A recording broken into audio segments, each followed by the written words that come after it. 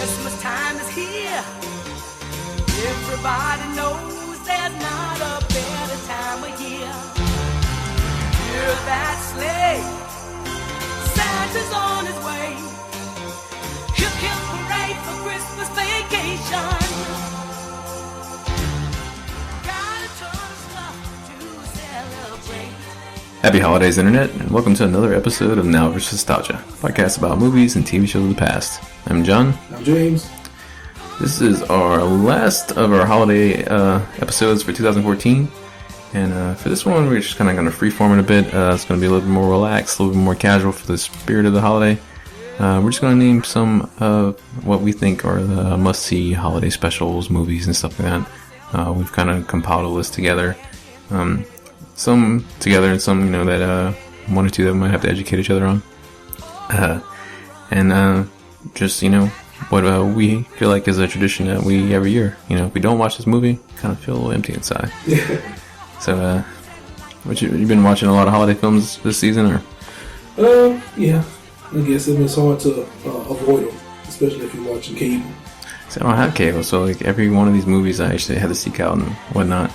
I saw one, and I saw it at someone's house, and it just happened to be on TV, and it was one of the ones that I wanted to see. Yeah. So, I think ABC is just, constantly playing stuff. That's good. And they had Mickey's Christmas Carol on there, and I was like, oh, leave it on there, and they're like, you want to watch that? And I was like, absolutely, I want to watch that. And one of with a lot of these, which we'll as we go through them, I remember that being a lot longer. Yeah. I remember a lot of these shows being like, wow, this is like a movie. Nope, it's like a 20-minute episode. Yep. So, let's just jump right into it. I'm going to go with a movie that I know it's controversial to some people, but I have fun watching it every year. Bad Santa. Bad Santa. Have you seen this film? I almost saw it a couple of months ago.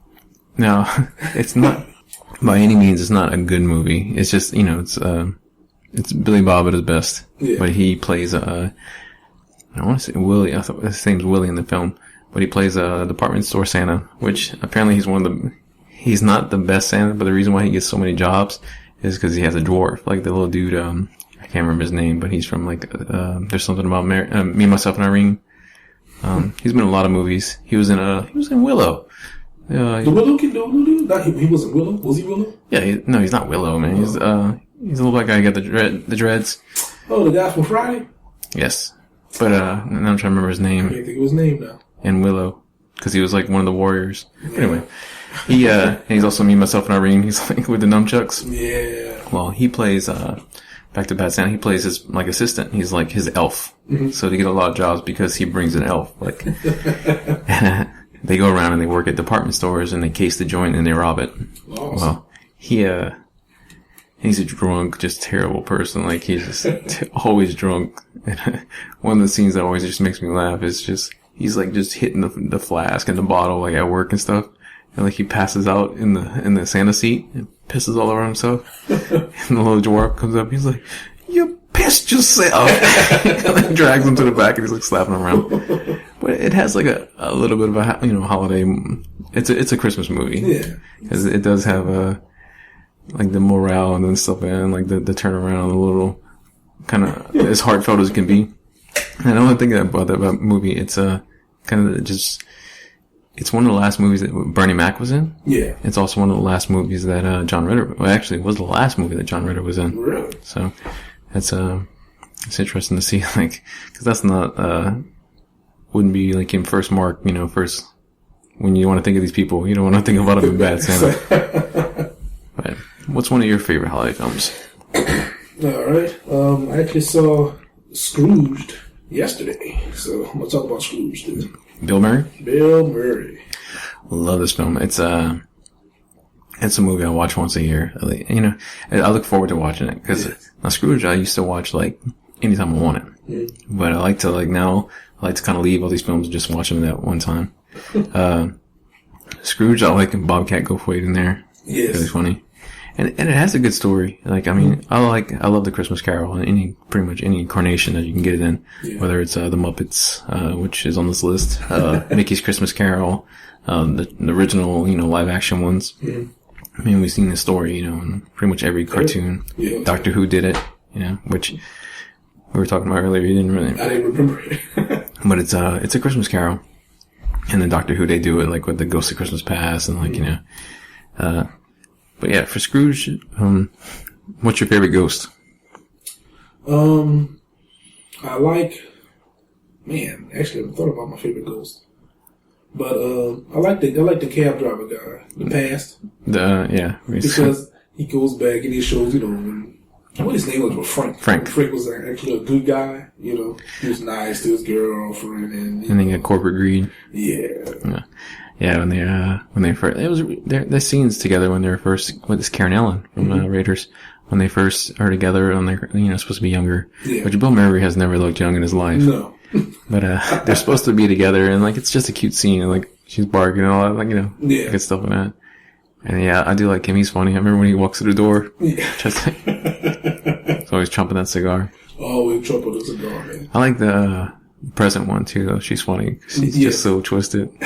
She's like, "You hit me with a toaster." Yes, all loud. And, oh my god! It still makes me kind of sad. It's the scene with that old guy in the. He finds the old man, homeless man.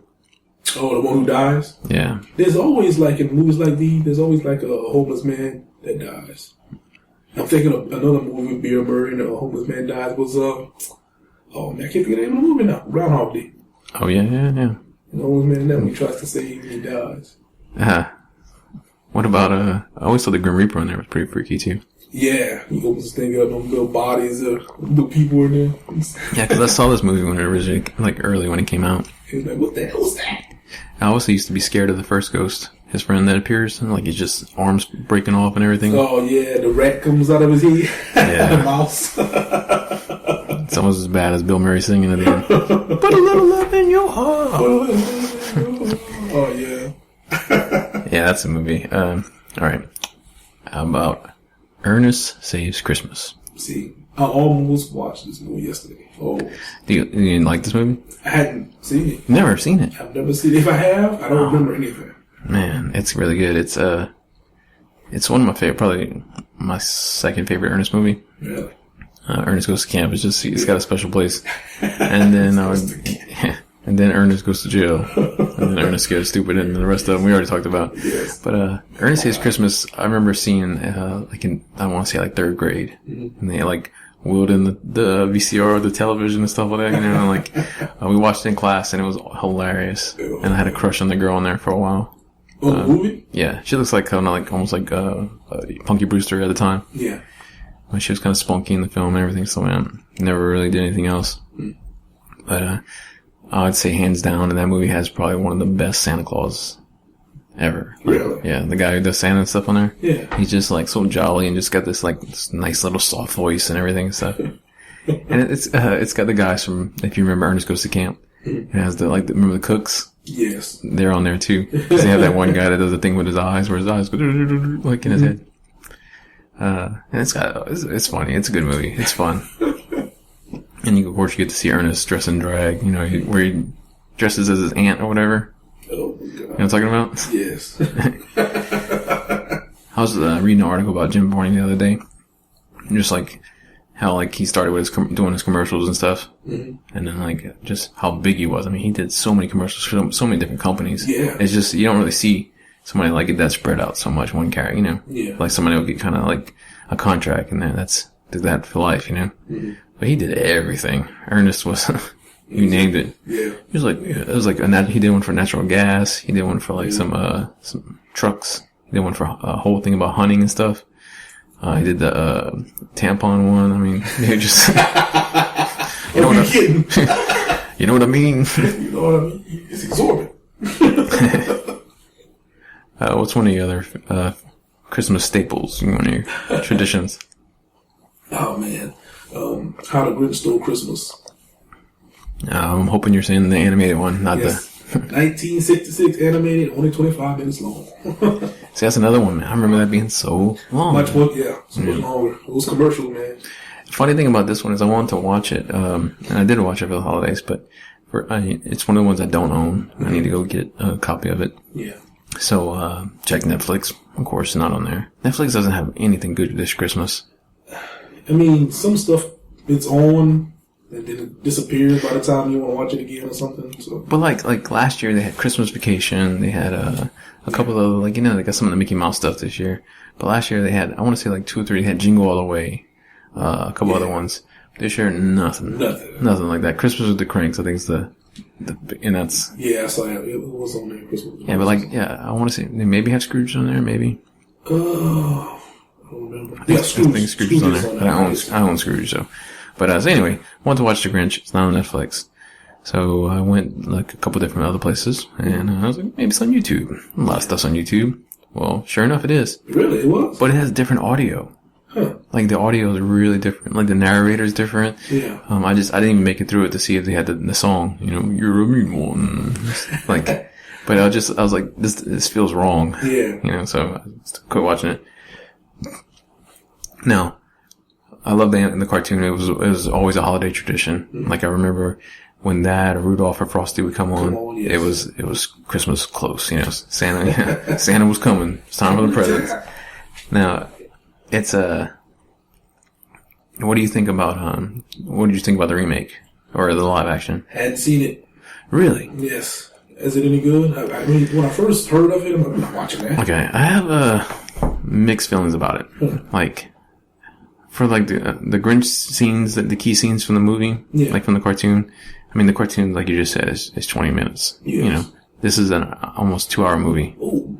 So there's so much filler stuff in it. Like you learn about the Grinch when he was a little kid and stuff I don't care about, Like it was kind of funny when I was younger, but like a lot of stuff just goes on. Yeah. And like the Who characters, like in live action, are kind of scary looking. They're not like, there's so much like little side stuff and a lot of like Jim Carrey just mugging the camera. Yeah. Now his performance as the Grinch is awesome. It's a sight to see. Yeah. And I read some stuff like he actually did training with like Navy SEALs for pain because the costume was so hard to wear and move in. Yeah. And he had to wear these big yellow contacts, he said, which like felt like fire in his eyes the whole time. But the dude just still delivered like an awesome performance. Like he is the Grinch, Yeah. And the costume's cool. I like the end is pretty neat with the redemption scene, Oh, it's changed from the cartoon? No, it's the same thing. With him, like, it's that the key scenes from the cartoon are all there. Like the still and the presents, But it's just a little bit too long. And, it's not as bad as Cat in the Hat. I'd say it's watchable, but I wouldn't own it. You wouldn't own it? No, I'd watch it once just to experience it. Yeah. And see Jim Carrey's performance. But it's not one I didn't watch it this holiday. I didn't plan to. I don't like the little girl on there. Cindy Lou. She's a cute little girl. She does really well, but there's a part where she sings, "Where Are You, Christmas?" What the heck is she singing for? I don't know, because she's not good. It wasn't good. It was, I mean, I'm sure she was doing the best she could, but it's not a good song. Yeah. So, I know how you feel about singing, so I'm just warning you in advance. Skip ahead. Alright, another Christmas movie. Elf. No, Elf's a little bit newer. It's 2002, I say. 2002 or 3. But, Will Ferrell's first big movie coming off of SNL, before he started doing all the crazy ones. Really? Oh yeah, this is his first one. And he's awesome in this movie. Like the story's kind of silly and stuff like that, but it's just Will Ferrell just makes it so much fun. Yeah. Like his innocence and just like how playful and funny he is in that movie. Mm-hmm. It's fun to watch. I watched it like last week. Yeah. Yeah, it was great. Laughing at it. My family loves watching it. I like it. I like the one of the scenes that always cracks me up where it's like the star on the tree. Mm-hmm. He's like, I'll get it. And he just comes running and just freaking does the overhead jam onto like the Christmas tree and knocks it over. Like he forgets he's that big. Yeah. Not Elf, man. And then where he's like eating his breakfast and he's like pouring like maple syrup and like Pop-Tarts all over it and stuff. Shook. Should have died a long time ago. Of course, you got like the whole Santa, like just screaming. But yeah, it's fun. It's harmless. There's nothing inappropriate. It's a fun movie. It's like, I mean, how many Will Ferrell movies can you say that like you can let any kid watch without anything questionable in it? And that's probably one. And what's her face is on there? Zoe Deschanel or whatever. I usually like her as a brunette. She's like a blonde in there, but she's so cute. She's so fun to watch. what's Tyrion Lannister from Game of Thrones on there. I like the dude. I think that dude's one of the best actors alive. Yeah. Just hands down, he's just amazing. What else you got, sir? Let's see. Well, we talked about this one earlier, Home Alone. Home Alone? I was trying to think of anything that, I'll put it in the show notes for the podcast, but actually it was an article about, the physical damages that the guys take. Yeah. Like what would kill and what wouldn't kill. Yeah. And it was so funny. It was like brick to the head. Least possible thing would be brain damage. Worst possible would be death. But, yeah, I was like, I watched a couple of like other things like after I listened to the podcast and kind of went back to try to remember anything I forgot. But, did you ever play the video games? No, I've seen videos of them. Yeah, they weren't that great. No, man. And apparently there is a fifth one. Like, yeah, there's a fifth movie. Okay, I'll still try to find it because I mean, I can get you a copy of that movie if you want to see it. No, because I watched the third one. I told you I was scared to watch the fourth one because French Stewart's in there. That guy. But, yeah, Home Alone 1 and 2. That's definitely holiday tradition. I usually watch Home Alone, like, after Thanksgiving. Like, Thanksgiving Day, always have to watch Plane, Trains, and Automobiles. That's my thing. My dad loved that movie, and it's a great Thanksgiving movie. I mean, there's not a whole lot. I mean, you can name. But, it's awesome. I enjoy it more and more every time I see it. Yeah. But as soon as Thanksgiving's over, you're all full from turkey and stuff, and you're about to hang up the tree, start watching Christmas movies. First Christmas movie is generally Home Alone. Home Alone. Yeah, that started off right. Because, I mean, it's a great movie. It's so much fun. As a kid, I loved it. As an adult, it's still awesome. I mean, every kid wanted to be that, to be the man of the house, be left alone. And, I mean, what about him? I mean, he has to hang out sledding in the house, like, going through all his brother's stuff, getting chased across the ice pond by cops, I think stole a toothbrush, stopping burglars. Oh, yeah, it's fun. Yeah. You gotta love it. All right, I got two of them for you because it's kind of I'll put these down as a tie on my list. I couldn't separate them. Uh-huh. Muppets Christmas Carol. Okay. And a Muppets Family Christmas. What are Muppets? You seen both of those? I've seen the Christmas Carol.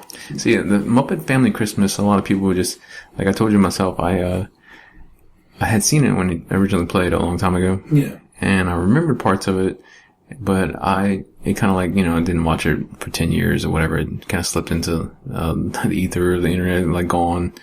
And then I started thinking about it, and then I saw Muppets Christmas Carol. And I told myself, oh, well, that's the same movie. I was like, well, yeah. I thought they had other parts in it. I thought they had Fraggle Rock or something in it. But I was just like, you're a kid, you remember things differently. Yes, you do. And then recently I discovered, like, hey, it does exist. And now the VHS copy is longer, 18 minutes longer. The DVD copy, they edited it because of music rights and stuff. Mm-hmm. Never been released on Blu-ray. Well, with the good thing of, like, show notes and stuff like that, you can watch it on the internet. Yeah.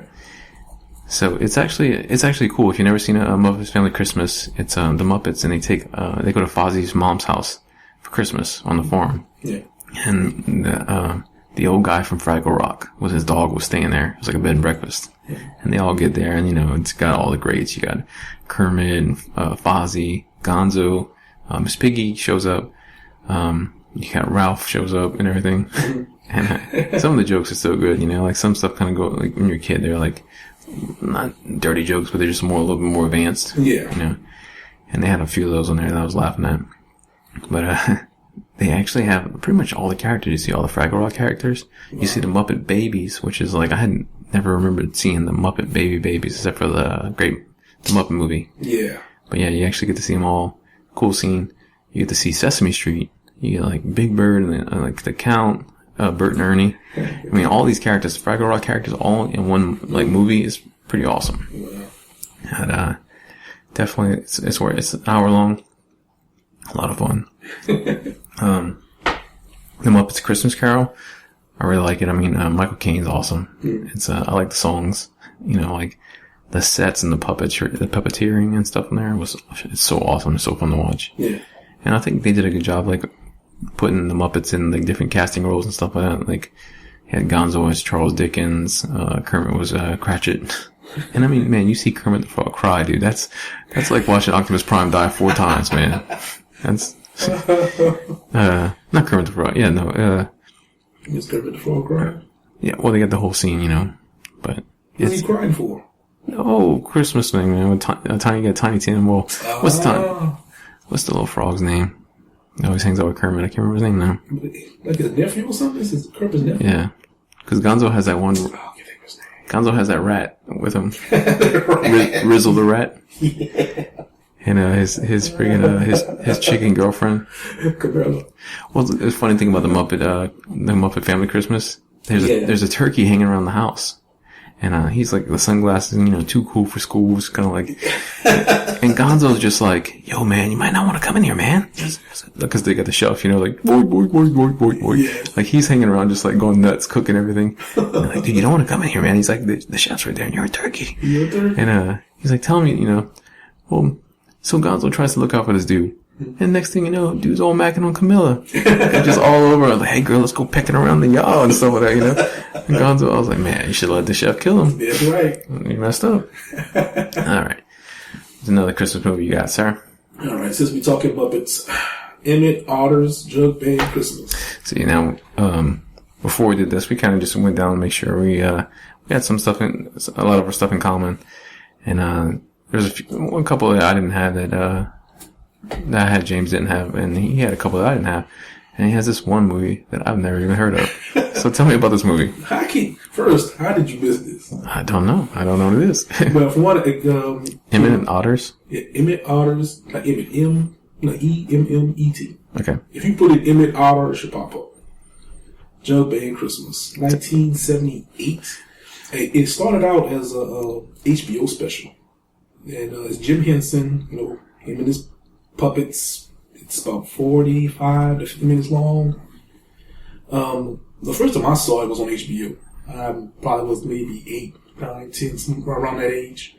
And it's about Emmett and his mother, and they want to get gifts for each other. Now, Emmett and his dad, you know, they're poor. His dad died out a few years back. They don't have any money. But Emmett wants to get a good Christmas present for his mom, and his mom wants to get a good Christmas present for him. But they both, the way, it's this contest, I guess, where they want to enter and win money, $50. But to enter the contest, they have to hawk something, or / destroy something, so they can get in the contest.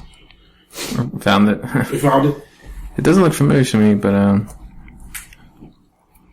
it looks cool. I like the whole puppet style. I like the how I'm looking at it. It's just playing right now, but the whole thing is on YouTube. So yes, the whole thing is on YouTube.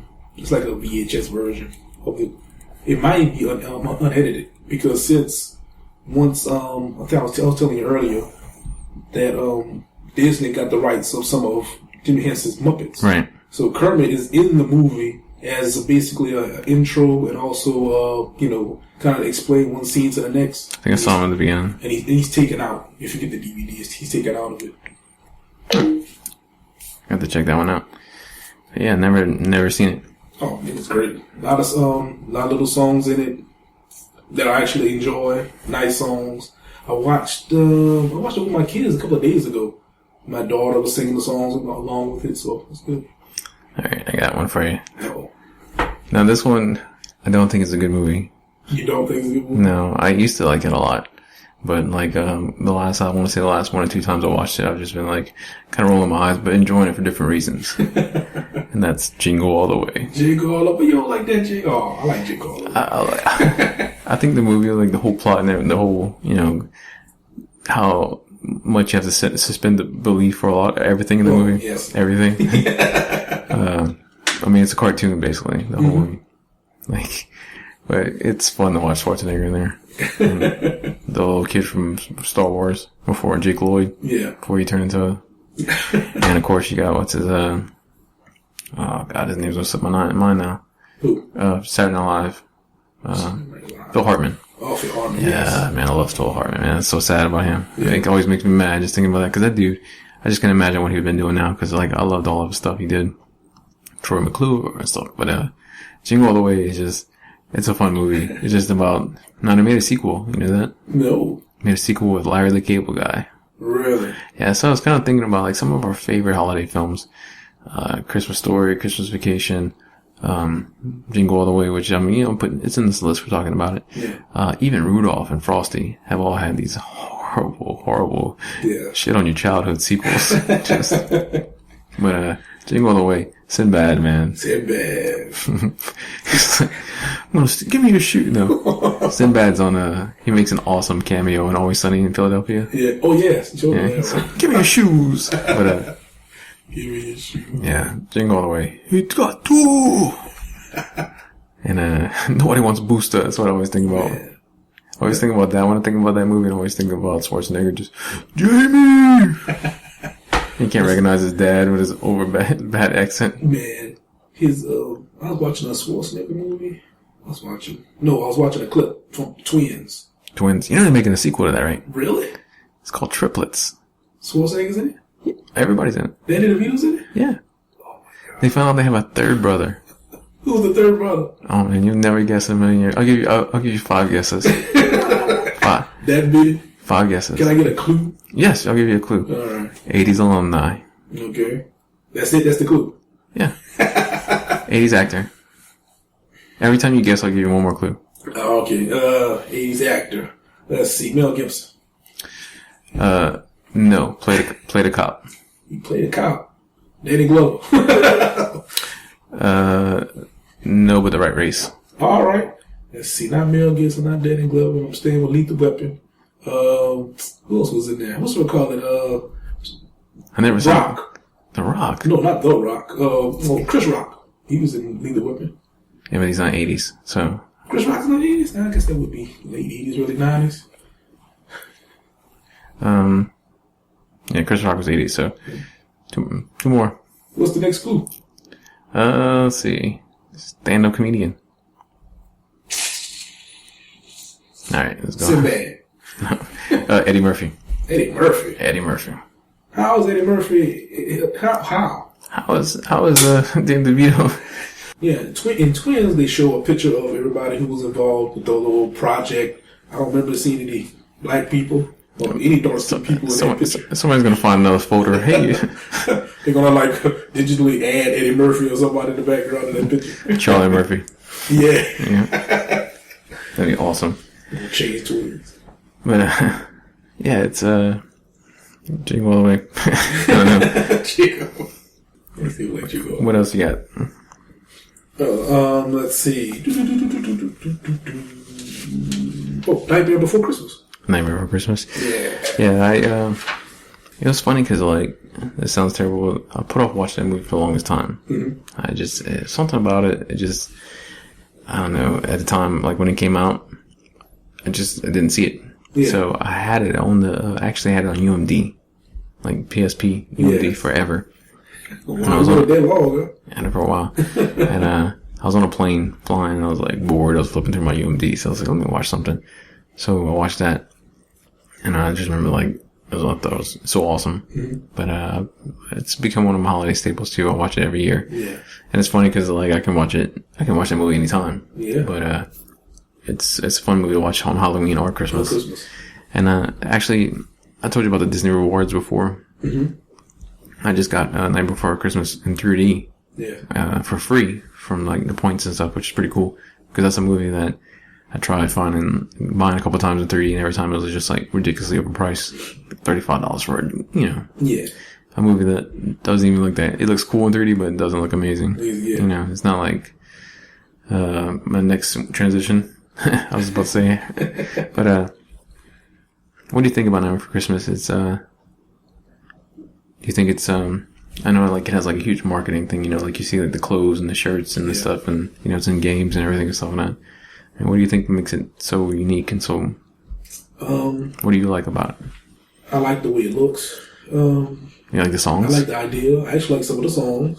Which songs you like? Because I can name 2. Well, for some reason, it's been a while since I've seen it. Of course, the main song, What's This? Yeah, what's this? What's this? I actually like that song. Yeah. It's not annoying. I like that song, and actually, like, the whole sequence is fun. Yeah. It's just kind of going around, sliding around, messing with everything and stuff like that. And I like the whole making, you know, like, that one's fun. Yeah. Yeah, I had like, I think the reason why I didn't watch it for so long is I was dating this girl who, like, she kind of looked like the girl in there. She had the long hair and she was kind of skinny. The ragdoll chick? No, yeah, she was like she was real petite and like real slender and tall and stuff. And she had like really long hair. I mean, she wasn't like stitched up or anything, but and she was cold to the touch. No, but she always would like talk about it, and like she had like a Jack Pumpkin backpack or whatever. So I was just kind of like, oh, I'm not interested in stuff you like. I'm gonna rebel. So we're talking about 3D. Here's a movie that I don't think, once again, I don't think it's a good movie, but it's a guilty pleasure. Harold and Kumar. 3D Christmas. You got to see a couple pieces of this. Yes, I did. It's not a very family friendly comedy, but it's just, you know, if you want to just watch something mindless or whatever, in 3D, because the 3D on it overall it's really impressive. You know, it's they did a good job. I mean, it's gimmicky. It's not like, you know, it's not Guardians or something like that where you have these really spacious, huge open worlds stuff like that. No, it's gimmicks and stuff flying out the screen. It's poop flying out the screen, cocaine flying out the screen, whatever. You know, Danny Trejo's mustache tickling your face. But I would never recommend anybody watching this movie unless they're watching in 3D. Because, like, I mean, I've seen it in 2D. Yeah. And I remember when I saw it in 2D, I was just kind of like, pretty sure that's a 3D shot. That's a 3D shot. You know, you can tell. It's kind of like, I watched, which, you know, you've seen too, but I watched Frozen. And Frozen, they didn't release in 3D. Yeah. You can buy it digitally for like $40. Now, I'll pay $40 for a really good 3D movie and stuff like that. Yeah. Because, you know, it's like going to the movies twice or something like that. You know, especially daughter and everything, that's a movie. But I'm not going to buy digital. No way in hell I'm going to buy a digital movie for $40. No. Like $15 maybe. That's pushing it. But like, you know, I mean, like, people support digital and I'll go straight to like Xbox Arcade. Yeah. I still have my Xbox 360. Why? Because I bought so many damn games on that digital console that are not transferable to the new system. Yeah. You know, so it's, you know, people like digital CDs and stuff like that. No, sometimes I just want to buy my stuff because unless it's cheaper, considerably cheaper, you know, like $5-10 cheaper. Yeah. I don't care about like having to wait, you know, for your day one, you know, like you can, if you buy something on the PlayStation, it'll pre-download and do everything stuff for you. Yes. I don't care about that. No, not at all. I'm just giving my disc. Let me smell that plastic when I pop it open, you know. Hold it in my hand so I can trade it to someone else. Exactly. Yeah, that's another thing too. I mean, people try to do the resells and stuff like that, but like you can't resell a digital thing. You know? No, you can't. No. I mean, they're working on things like that. Like I know Steam was working on like selling back used games and stuff like that. How do you sell that back used? How? I'm not sure. It's not the deal for that. All right. So that was me. So what's another one you got, sir? Let's see. Trading Places. Trading Places. Yeah. Now, this is one of those controversial Christmas movies. That's right. Not because of the content and stuff like that, but like, it's one of these three films that were probably mentioned that they don't have much Christmas themes or any, but Christmas is like kind of a character, a setting in it. You know? Yes. I mean, this movie could happen at any time. Yeah. But it just happens to happen at, you know, at Christmas. So that's right. You do get like some of the Christmas trees, Christmas lights. You get a nice Santa suit and stuff like that. You know, scene, which is one of my favorites. One of my favorite scenes. My favorite scene is because I've seen this movie really young. Yeah. You know, all I could say is 3 words to you: Jamie Lee Curtis. You serious? I saw this movie really young. I just remember like, oh, she's pulling her hair. Oh my god. Oh yeah. That's right. Jamie Lee. My boy's deep into all of a sudden. And then later on, I heard stories about her and got really confused. No. But a funny movie. I love Eddie Murphy in this movie. He's great. Eddie, Dan Aykroyd. You know what's funny? I don't know if you ever knew. The 2 characters on there, the older guys. Yes. You know, like, I can't remember the names off the top of my head right now. Oh, man. But they're in Coming to America. Yes, they are. And that's a scene that always cracks me up because it's such a like inside joke where he gives them the money. Yeah. And he's just like, we're back. We're back. Oh, how much money was in that bag? I don't know. It was a lot. We're back. What was his name? See, this is going to mess with me. The 2 guys? Yeah. But yeah, it's... Mortimer was one of them. Yeah, I don't remember. Mortimer was one. The other one, I don't remember. That's a movie I didn't watch. I mean, it's not a Christmas movie, but it's been one that's like come up on the ideas for like to do a podcast on a few times. Yeah. Because it is fun. I do love it. It's funny as hell. I like. And I mean, Dan Aykroyd, man, he was awesome. I love like 80s era Dan Aykroyd. Now he's kind of like, he doesn't do much anymore. He does like little cameos here and there. Yeah. All he does is his UFO stuff and his vodka, man. Yeah, that's right. Crystal Skull vodka. All right, so we'll do a tangent off. Not really so much a tangent off, but like steer it in a different direction for a second. Let's talk some of these Christmas movies that you can say are Christmas movies and stuff like that, and like people will argue. Let's talk about some of these movies that happen during Christmas. During Christmas time. So, I'll say one right now. Batman Returns. Batman Returns. Takes place during Christmas. See, yeah. You got the lighting of the Christmas tree. Yep. Yeah, you got the whole snow scenes. You got the department store with the toys and everything and stuff like that.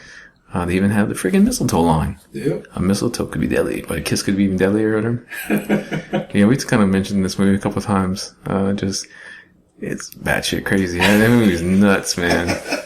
Like, it's Batman. Like, I was looking at, it's funny, I was on Netflix, scrolling through the list, and, you got your different genres and stuff like that. You got your action, you got your comedies. Well, there's a genre called goofy movies. Yes. Batman Forever and Batman and Robin were on there. What? And I thought that was so funny. Yeah. Because I remember when those movies came, getting me so excited for them, Yeah. But Batman Returns, I remember, like, the excitement for it was, like, overwhelming. Because, I mean, the first movie came out, and everybody was just like, oh my god, the Joker, the Batman. And, I mean, costume, the suit, everything was awesome. Yeah.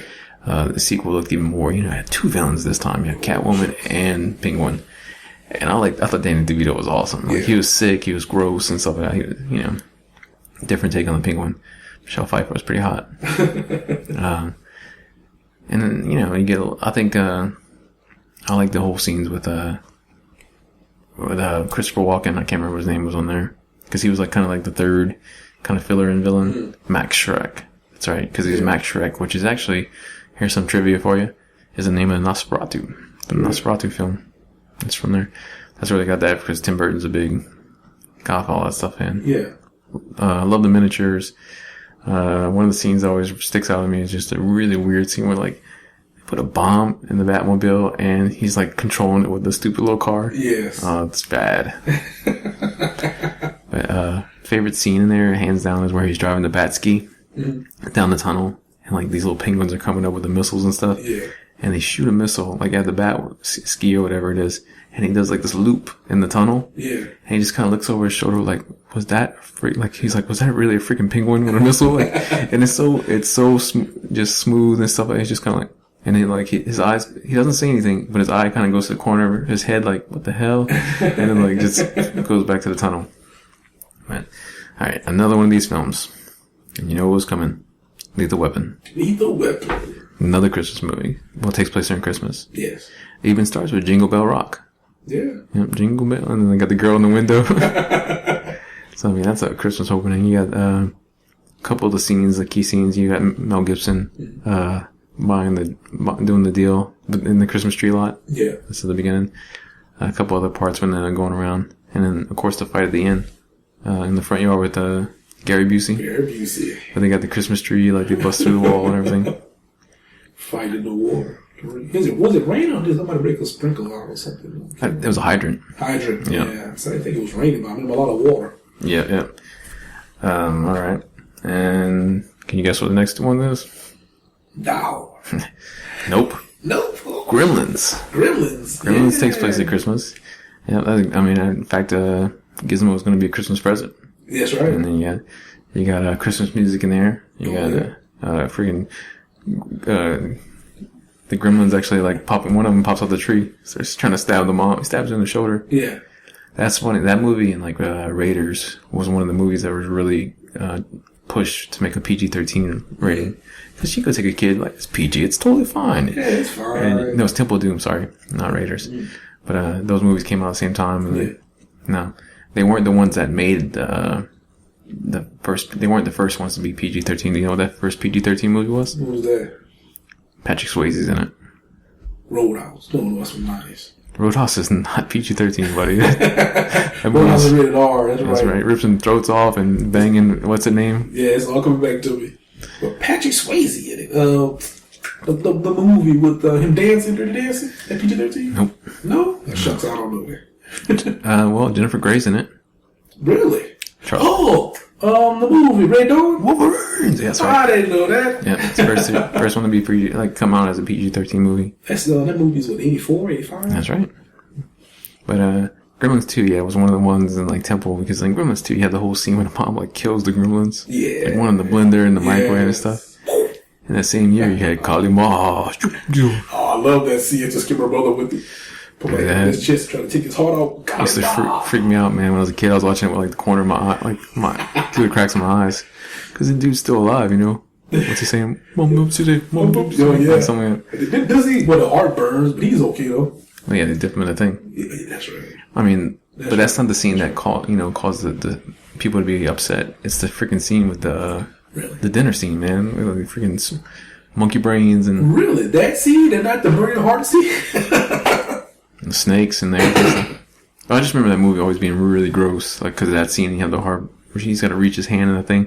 They used to always just give me like the bug, yeah. The heebie-jeebies. Just like, oh no, hell no. You will die today, brother. I'm sorry. Sorry, short round. But yeah, Gremlins. You got a couple like Christmas parts. You got like the caroling scene. I love the caroling scene. Where like he's on the Christmas lights, they're swinging on the Christmas lights, and Corey Feldman cuts it. Yeah. That's where you get the idea for Ascension Millennium. Yeah. But like the whole Christmas story that Phoebe Cates tells. Yes. I don't like Christmas. That awful, depressing story, man. Oh my gosh. It started getting cold, so we wanted to light a fire. Oh, and that's when we smelled it. Yeah. Thank you, Phoebe. Yeah. And lastly, Christmas movie, Die Hard. Die Hard. Yeah. Die Hard 1 and 2, actually. Yes, that's right. Because Die Hard 2 takes place during Christmas. Yep. I think these movies, I love, every year I watch these movies. Yes. I actually watched Die Hard 1 the other day. I hadn't watched Die Hard 2 yet. But love it. It's I think it's hands down one of the best, if not the best action movie I've ever seen. It's almost a perfect film. Yes. A couple of things are just bringing down, nothing major, just like some of the little dated stuff. Yeah. I mean, it's definitely a movie that, if they remade today, like a lot of things have to be completely changed. Because, like his weakness in the film is like he doesn't have shoes. Yeah. That's kind of like his little trope, every hero has to have like something, and that's his thing. Like he doesn't have his shoes, so shoot the glass, Yeah. And at least they try to make it work. Like he's trying on shoes and doing different things, but he doesn't have a phone. They're using the radios. So like if they remade it, like that would probably have to be like his thing now. Communications were completely cut off and different things like that. But it's fine. You don't have to remake it. I mean, the Christmas things in there, you have your Christmas music at your Run DMC. Run DMC right at the beginning. Right at the beginning. It ends with, what Christmas song it ends? Jingle Bells, maybe? It's not Jingle Bells. It's not Jingle Bells. I don't know. Can't remember it, but it does end with a Christmas one, too, as well. Oh, well. You got the ho ho ho, now I got a machine gun. But the Christmas in that movie is basically used as a character driver to get McClane. Because, and the thing about it, a lot of people, will just argue that it is a Christmas movie, and I'll say, it has Christmas in it, yes. but it's not a Christmas movie. There's no, message or feel good. You feel good about McClane dropping a dude off the building and stuff. That's right. But it's not like, it could have happened any time. The Christmas is used to get him there. And in fact, the movie came out in July that year. It wasn't released around Christmas at all. Yeah, that's right. So a lot of people isn't it based on a book? Yes, it is based on a book. Which I would like to read. That'd be interesting. See how different it is. I'm sure it's greatly, vastly different. Yeah. What about just while we're talking about Die Hard real fast? I mean, did you like all the sequels? What was the last one? I saw the first. Second. I didn't see A Good Day to Die Hard as the last one. I saw the third. How many are there? 5 or 4? 5 now. I think I've seen the 4th one. I don't think I've seen the 5th one. See, I saw the 4th one. 4th one's not bad. I didn't see the 5th one either. I heard just had no interest in it. I heard that some of the like CGI was really terrible in it. Yeah. And I was just kind of like ruining this character for me. All these sequels. And the funny thing is, when I was younger, I saw the first one way too young. Like, I was probably like 6 or something when I saw it. My dad was just like, let's watch this action movie. And I'm just like, holy crap. Because it was just like a straight adrenaline shot to the heart seeing that as a kid, you know? Dude jumping off the roof, killing people, you know, fighting that Amish dude and breaking his neck, hanging that dude and stuff. Oh, man. I love that part when he drops the guy on the Carl Winslow's car. Oh, yeah. Oh, God. Screaming. Dude, that dude is a cop in every single movie. Yes, indeed. My favorite part is pretty much anything with Hans. Because that was Alan Rickman's first movie. Really? Yeah. I never would have thought that. Because I didn't know who he was when I saw the movie, but I saw it later. Oh, I love his accent because it's so bad. You know what I mean? Yippee-ki-yay, mother. It's so bad. But yeah, I mean, that turned Bruce Willis into a star. Oh, yeah. Anyway, there's some funny trivia about that movie. Like, they had other people that turned down the role for it. Yeah. And one of them was Richard Dean Anderson. Really? Yeah. It's a different movie. Yes, it would. But, all right, back to Christmas. Let's see. Have you seen, I think I was talking about it earlier. Have you seen the Chip and Dale, like some of the little Disney Christmas shorts they did? No. There's one, it's Chip and Dale, and basically they're in this tree. And Mickey Mouse and Pluto come out and they cut this tree down. And they bring it home and like they decorate it, put the lights on it and all the bulbs and everything and stuff on it. And Chip and Dale wake up and they go outside, like walk out into their house, like there. And it's like paradise, you know, it's lights and, you know, it makes you want to climb inside your Christmas tree and live there for a little bit. What you got some other ones? We got Christmas Vacation. You talked about that? No, we have not. Let's talk about Christmas Vacation. Since we talking about squirrels and trees. Yeah, it's a great segue. Christmas Vacation. This funny thing is also when I was younger, like Christmas Vacation was not my favorite of the 3. Like I like the original one. I even kind of like the European a little bit. It's been a while since I tried watching that. European, I watched it recently. Yeah. But now, like, it's, Christmas Vacation is my favorite. And then Vacation. Vacation. Yeah, Christmas Vacation just has so many great scenes. Yeah. So many great scenes.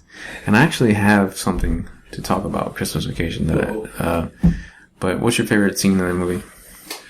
When he gets upset. He finds out he don't get that bonus, man. That is one of the best when he just ran. He was like, wow. I love the end of that part because when he, at the end of it, when he's just like, where's the Tylenol? So, but, had enough. I love the whole dinner scene. It's great. Where they're sitting there, like, all around the dinner scene. You know, everybody's kind of just, and, trying to enjoy it and stuff. Yes. And you have, like, do you want to say Grace? And she's like, Grace has been dead for 30 years. No, always makes me laugh. Eddie, Cousin Eddie. Yes. Cousin Eddie's great in there. Eddie just shows up, man. Pops up in his nasty little trailer and stuff. Man. Yeah, well, Randy Quaid, that was before the Illuminati was after him. That's great. The shitter's full. Of course, the Christmas light scene. Everybody loves the Christmas light scene. You know. I like the scene where he's trapped in the attic. It's nice, kind of. Yes. That's one of the more kind of sweet scenes, so nice scenes in there. Because there's a couple like, I mean, throughout of it's a straight up comedy. Yeah. There's a couple of nicer scenes. Of course, the cat with the lights. Great scene. The sledding scene. Yes. I'm trying to think what else. Oh, the turkey is always just the cat food. She wraps her cat. Yes. Yeah, that was now, the whole plot of the movie for Christmas Vacation is that, you know, his whole family wanted to have the perfect Christmas vacation. Everybody come around, but he also wanted to surprise his family with a pool. Yeah. Right. Now, did they ever say how much the bonus was supposed to be or how much he made the check for? No. He just mentions that it was enough for the pool. And for the pool? Yeah. How much do you think a pool would cost? I want to say, at least, $25,000? 25,000? Yeah. He had to dig the hole, put the concrete, all that stuff for the whole pool. The big bonus, then. Yeah, that's what I'm thinking. Must have been some bonus. Well, I mean, I'm not a pool expert, but at the end of the movie, they get the bonus. Yes. You know, like, so let's say You think he would have got a whole $25,000? No, I'm thinking bullshit about like a couple $1,000. $2,000. Okay. So I found this list online, and this is a website, the John Crat, and I'll put it in the show notes. But they basically had all these people to get together, and they went through all the damage and everything that happens in that movie to come up with a total. And they used it based on they did this in 2009. Yeah. So there's a little bit of inflation here. So, but maybe not too much. So the windows that are shattered during the unveiling of the Christmas tree, 2 of those windows at that time cost $700 a piece. The Yuppie's neighbor's high-end stereo destroyed by the ice. That stereo at the time cost $780. The hole in the ceiling when he's in the attic he makes is $988. The dishes smashed and the carpet stained with wine. Clean up, probably about $50. That's their average on there. Some of these things are rounded off. The reindeer and the Santa display kicked down by Clark, $100. The saucer sled ripped to shreds, lubricated by non-natural syrup varnish ridden down the mountain, $15. Damage to the warming shed that Clark sleds through, $350. The light bulb smashed by Cousin Eddie's dog food, $2. The Christmas strand lights chewed up by the cat, $9. Living room destroyed by flaming cat. Living room chair destroyed by flaming cat, $400. The cat, $14. That's just a plain cat. That's not when I had all the shots. Uncle Lewis's suit burned by a tree fire, $100. Drapes, $50. Ornaments, $75. The damage to the walls from the superflorist and from the fire, $1,500 in repairs. Door knocker ripped off by the delivery man, $65. The Yuppie's neighbor's dining room window smashed when Clark's tree fell, $700. Banister post chainsaw by Clark, $60. He fixed it. Yeah. I love that scene. He was just walking around with a chainsaw. Door smashed when Snots the dog smashes through in the squirrel chase, $148. Fine china smashed by Snots and the squirrel, $90. Yuppie's neighbor's dress, which is an ugly dress, $110. Windows shattered by the SWAT team, 4 of them at $700 a piece. Yuppie's neighbor's door kicked in by SWAT, $575. Uncle Lewis's toupee in the explosion, $325. That's a grand total of $11,825, not including city fines and everything from having a natural gas explosion. Yeah, needless to say, the pool ain't coming. So next time you watch that movie, just remember the fines and the bills. We can dig a hole. That's right. The thing about that movie is just how inconsistent. I don't know if it's a bit or if it's just something we're doing. Mm-hmm. The kids are always like they're not. One, I mean, I don't expect them to be the same every time. Nobody. The difference. Yeah. But they don't even try to match the ages. No. Like the first movie, Rusty's older. Yes. Yeah. The second movie, Rusty's much older. It looks like. Well, no. First movie, it looks like he's about 2 or 3 years, maybe older. Yeah. Second movie, maybe like a year or 2, and then the third movie, Christmas Vacation, she's much older than him. Like Julia Lewis, and she's not even a brunette anymore. She's blonde. Blonde, yes. Yeah. In the second movie, she's just like this. like this chunky little chick. Yeah, who is that chick anyway? I don't think she ever did anything else. But remember who her boyfriend was? No. Johnny from Cobra Kai. Really? Yeah. Oh. It's funny because we did when I watched that European Vacation recently. Yeah. There's a scene where she phone calls him in America, and they get the phone bill. It was like $600 or something like that at the time. Like inflation. I was, you can go online, you can do the inflation calculator. Yeah. So yeah, I can't remember exactly how much it was, but it was pretty ridiculous. Alright, let's see what else I got. I have a little special you might have seen called Rudolph the Red-Nosed Reindeer. Rudolph the Red-Nosed Reindeer. I didn't watch it. You didn't watch it this year? Or you've seen it before? Yeah, I saw it this year. You saw it this year? Yeah. What do you think about it? You like it? I don't know. I can do it again. It just doesn't hold up well for you? I mean, you don't get the nostalgia goggles when you watch it? And just kind of... I tried. No. Tell me what's so bad about it. Oh, man. I'm trying to think of something that was good. Everything. It was just... I didn't like any of the voices. You don't like the songs? Not really. You don't like you don't like Bird Eye singing, Rudolph the Red-Nosed Reindeer? No. Silver and Gold? No. I think maybe I just don't like the animation anymore. You don't like Yukon around? No. Oh. It was rough. It was a rough one. What about the Island of Misfit Toys? You gotta like that. They were cool. So, yeah. Everybody wants a water gun that squirts jelly. They were cool. Some of it is just trying to think of something that, it's not making any sense. What about the Bumble? You gotta like the Abominable Snowman. Man. I remember being scared of him as a kid. Really? You were scared? You know what he reminds me of? He reminds me of the guy from the snow monster from Empire Strikes Back. When I saw him, I thought of that thing. Cut his arm off? Yeah. He's from that Ski Free. You ever play Ski Free? Yeah. But, yeah, thank you. some things about Rudolph, because I just recently watched it, that stood out to me. And I literally hadn't seen this movie in like 15 years. See, it's about how long. But before that, I had seen it every year. Yeah. And when I was growing up, it was my favorite. Mm-hmm. I loved it. Now, I'm growing up, I like the animation. I think, it's got a style and a class. Those are real toys that they were using. Yeah. And actually, I saw an article. Those toys still exist. A couple of them. Like Rudolph and Frosty were just given to a lady that worked at the company. Yeah. And then she passed it on and gave it to some of her family. And it's actually been given back to like a collector bought them. I think for like $10,000. And kind of restored them as best as they can. But you can go online and you can see them. I'll put them in the show notes. You can actually see them like in like a little museum thing. Yeah. And it's cool just to see like the little figures. They're like a nice size and everything and stuff. And but all the rest of them, like most of the other ones, have been lost in the time and stuff. Yeah. But I like I said, I like the style, I like the art. The voices are pretty bad. A couple of things that stood out for me was one part that made me laugh is when Comet flips out. Yes. She's like, whoa! I was going nuts and stuff. Yes, it does. Because, there's some hateful little bastards, those reindeers, man. Yes, they are. I'm like, man, this is messed up. Well, what's messed up is Santa. Santa's the dick, man. Yeah. Santa's like, man, shame on you for having this child. It's kind of like, But the part with Santa was like where the elves are just doing their song and stuff. And Santa just gets up and he's like, need some work. Yeah, he sure does. And Claus is like, no, it's fine. Don't kill yourself. And Hermie. If they redid Hermie today, Hermie would not want to be a dentist. He would want to be like a little dancer or something. I want to be a dancer. Yes, he would not want to be a dentist.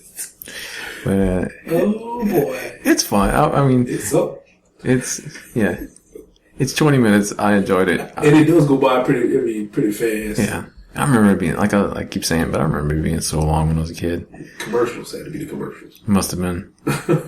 But, you gotta say something about it. It's 50 years old, it's the anniversary. Which I was surprised Hallmark didn't have an ornament for it this year. Huh. I have a Rudolph ornament on my tree, but it's not from Hallmark. I want one that makes a little weird wheezing noise whenever you push it. Yeah. Like his little noise his nose does. Yeah. Sounds like a flute dying. Or like a little horn, you know what I'm talking about? Yeah, it was weird. Now, have you seen the sequel? Now, I know the sequel has something to do with Hermie being a dentist or something. Is that the sequel? It's the Island of Misfit Toys. It came out in 2009, I want to say. Really? That late? I thought the sequel came out like in the 90s or something. I must be thinking of something else. No, yeah, you might be right. I don't know. What? I never watched the past 5 minutes of it. I looked at it online. It looks like Beast Wars animation. Really? Wow. See, it's one of the shows that, it's so dated. Yeah. But it's got like Rick Moranis and stuff in it. And it's new. Nope. I will pretend it doesn't exist. There you go. Don't see it. It doesn't exist. I don't know what you talking about. All right.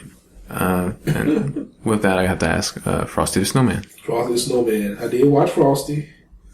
Again, I don't know. And like, these are shows I remember enjoying a lot when I was a kid. Now, I can't do it. I remember, like, I made it through it, but man. I was laughing when I was watching Frosty. I was watching, with nostalgia and just kind of like, oh yeah, I remember this. Mm-hmm.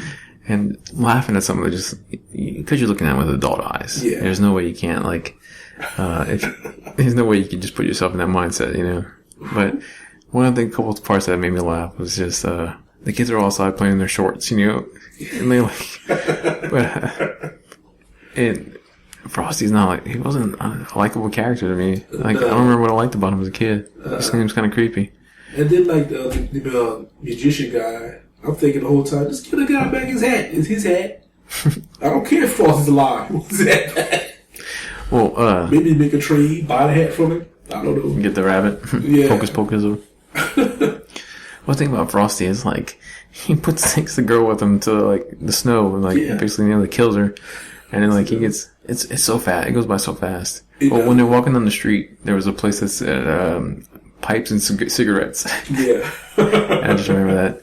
Now, did you watch the scene? Oh, and Santa's also kind of dick in there too. Yes, he is. He tells that guy, he's like, now you give him the hat back right now, and you go home and you write your sorry or whatever, like 1 million times, and maybe I'll bring you something. Maybe. And that dude went home and just. But yeah, it's the sequel. John Goodman. Yeah. I want to like it. I want to watch it. And first of all, animation's terrible. Ooh. Animation's terrible. Now, it wasn't Rankin and Bass that did it. It was a different group. Yeah. Which I was reading a lot of the Rankin and Bass stuff they did, which the third movie we'll talk about right after this one. Yeah. But they did The Last Unicorn. Which Really? Yeah. A couple other things too that worth mentioning. But the second one they didn't do was done by a different company. Frosty's completely different. His body shape's different. He looks different. He talks, he's got more of a street jive kind of talk. He's just more, and he can walk around with no hat on. Like Really? And he doesn't have his pipe. No pipe? No pipe. Probably couldn't smoke anymore. No, of course not. But, whenever he sings, in the cornpipe pipe, they hum that part of the song. Yeah. So, politically correct. Should be modernized, man. Give that dude a vaporizer. Can't smoke. Got asthma. Ain't nobody got time for Ain't nobody got time for it. I got lung cancer. bronchitis. Here Comes Santa Claus. That's the third Rankin Bass film. No, you gotta like that one. Here Comes Santa Claus. I don't remember it. Rankin Bass is where we got the redhead, blue eye Santa Claus. If you I got to show you a picture of it. Yeah. But you got the Heat Miser and the Winter Wizard and stuff like that. That sounds familiar. I didn't get to watch it though. It's been a long time since I've seen that. That one's that one's really fun. Because that came out during the 50s also? 60s. 60s? Yeah. I'm sure I've seen it. Yeah, you've definitely seen it. But it's Santa when he's a baby. Yeah. And basically he gets raised by elves and he basically, it's kind of his origin story. He's Kris Kringle. Yeah. And they have the Heat Miser and the Winter Wizard and stuff. They're really cool characters and stuff. See, those names sound familiar. And always, his wife, Mrs. Claus, like real blonde. They got songs and stuff and everything. Yeah. You put one foot before the other. Nope. I don't remember that. I do remember a young Santa Claus and a Mrs. Claus. He was like thinner. Oh yeah, he doesn't. Not until like the very end of the. Yeah, it's at the end. They show him big. Yeah, so I've definitely seen this before. I just don't. I forgot all about it. I didn't get to watch it. I hadn't seen it in many years. Many decades. You might be able to see. What to look for when I go. It might be on rotation on TV right now. Yeah. Well, I don't have cable. Oh well, yeah, I've been cable cutting for years. Yeah, exactly. It's been years since I had cable. Now, when I go to my parents' house, my in-laws, see cable there. That's why I got to see some of these movies on cable when I was at my parents' house for Thanksgiving. It's like, as soon as Thanksgiving is over with, like Christmas, ABC Family. Trying to pull it up real fast.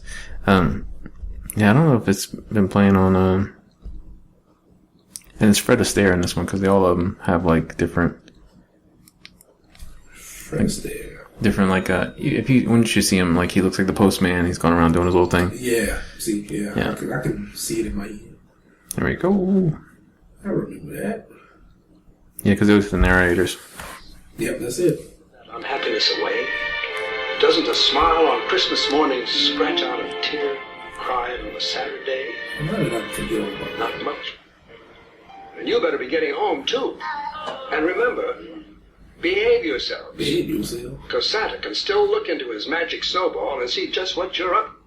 I don't want Santa watching me. Pervert. There you go. Yeah, Creature at heart, you know. The Winter Wizard. It's so difficult to. So how long is this? 25 minutes also? Difficult. Yeah. Man, that's what I remember being at least an hour. I thought it was an hour. And soon you'll be walking out the door. That's the song I always remember. Said I always remind me of Big Red Bank. Going. If you never get up on your feet. But yeah. Give it a watch. It's fun.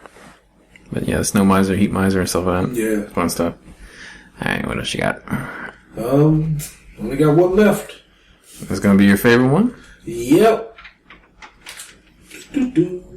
A Christmas Story. Christmas Story. Yeah. There was a Christmas Story, like, okay. I actually was trying to decide one of my favorite Christmas films and stuff like that, trying to narrow it down to, like, just have one to just throw out and stuff. Yeah. And, Christmas Story, Christmas Vacation, those were, like, really, really high up there. And I know a lot of people, like, will say they like Christmas one more than the other. Mm-hmm. Christmas Vacation, I think, has, like, one of the best, like, family atmosphere, like, just, like, of the chaos that you can see, you know, when everybody's around, just, like, you know, sharing the bathroom, just, like, everybody crowded together. But it also just has some scenes where just family, like, the old people sitting there, the old guy sleeping in the chair. Yeah. The old women, like, were they smoking and cooking or something like that? Yeah. And just, like, the stress, you know, like, the mom sneaks off to have a cigarette and stuff like that. Just trying to put the lights. But the reason why I put Christmas Story before that is Christmas Story captures that feel of the excitement of Christmas. Mm. Like, you know, you can remember, I think everybody can remember that, waiting for that gift, wanting that gift so bad. And just so many of those scenes like that, just like, the build up for it. And of course you have the Christmas Day, which Christmas Vacation, you never see, it ends on Christmas Eve. Yes. You know, you get your nice little ending with Clark looking into the sky, which I like. I love the way that movie ends. But Christmas Story, yeah, that great Christmas Day scene, opening the presents, you know, a Zeppelin, and the bunny scene, all that, you know, like, and then just as a watcher, even, you know, I remember seeing it younger, you kind of accept, well, I guess he won't get the Red Ryder BB gun. Yeah. And then, oh my God, what's that behind the thing? Yeah. So, great stuff. And even goes further with the, you know, the Chinese restaurant. Wah, wah, wah, wah, wah. Yes, wah, wah, wah. So, yeah, hands down, Christmas Story is, I'll say, one of the best Christmas movies ever. It's definitely, at the top. I 100% agree with that. Now, I did forget to tell you, when we were talking about Christmas Story 2, two things, which now is a perfect time to tell you.